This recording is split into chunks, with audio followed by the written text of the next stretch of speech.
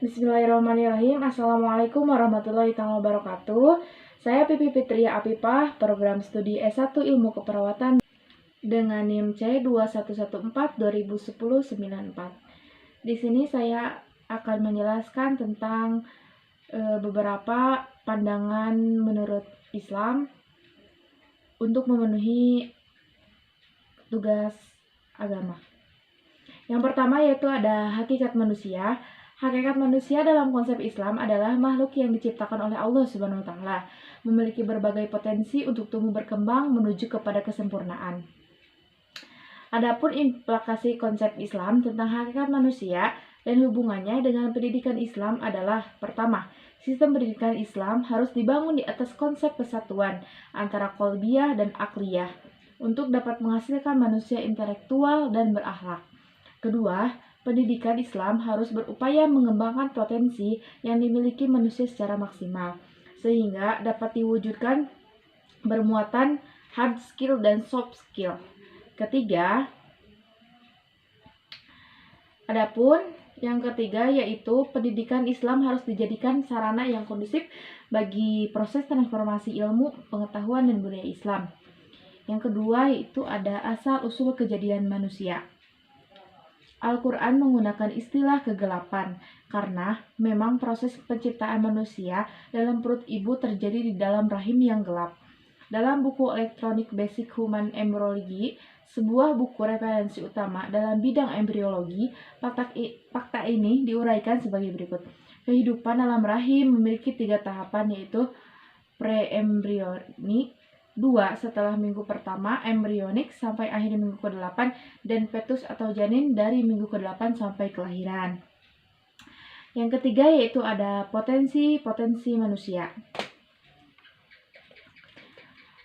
Adapun yang potensi manusia yang pertama yaitu menurut dari Quran surat Al-A'raf ayat 179 yang artinya, dan sesungguhnya kami jadikan untuk isi neraka jahanam kebanyakan dari jin manusia, mereka mempunyai hati tetapi tidak dipergunakannya untuk memahami ayat-ayat Allah, dan mereka mempunyai mata tetapi tidak dipergunakannya untuk melihatnya tanda-tanda kekuasaan Allah, dan mereka mempunyai telinga tetapi tidak dipergunakannya untuk mendengar ayat-ayat Allah. Mereka itu sebagai binatang ternak, bahkan mereka lebih sesat lagi. Mereka itulah orang-orang yang lalai.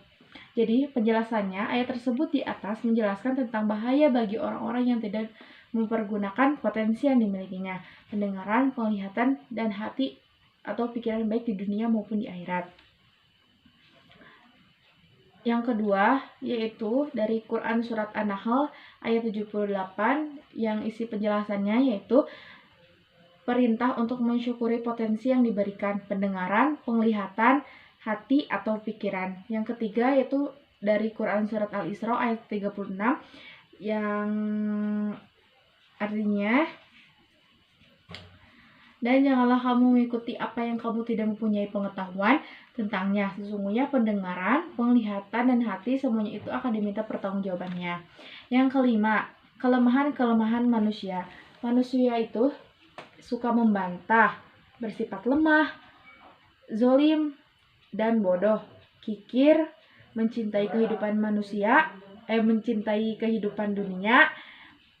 Manusia suka melampaui batas, manusia kadang malas berbuat baik, manusia senang berkeluh kesah dan gelisah. Kelebihan manusia di atas makhluknya. Secara bahasa,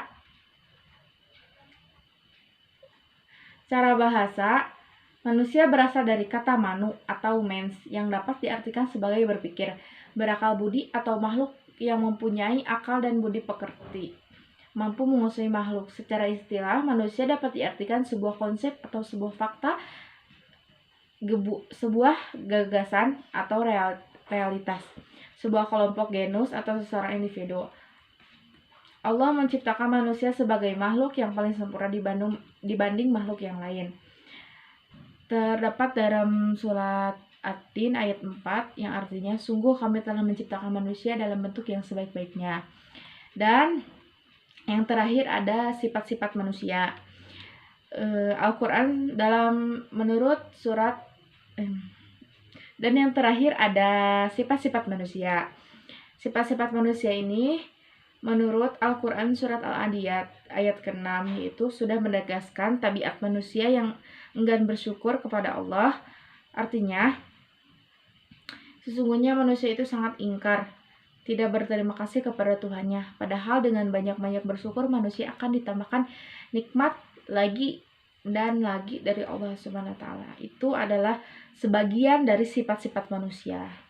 Cukup sekian dan terima kasih. Mohon maaf apabila ada kesalahan. Wabillahi taufiq wal hidayah. Wassalamualaikum warahmatullahi wabarakatuh.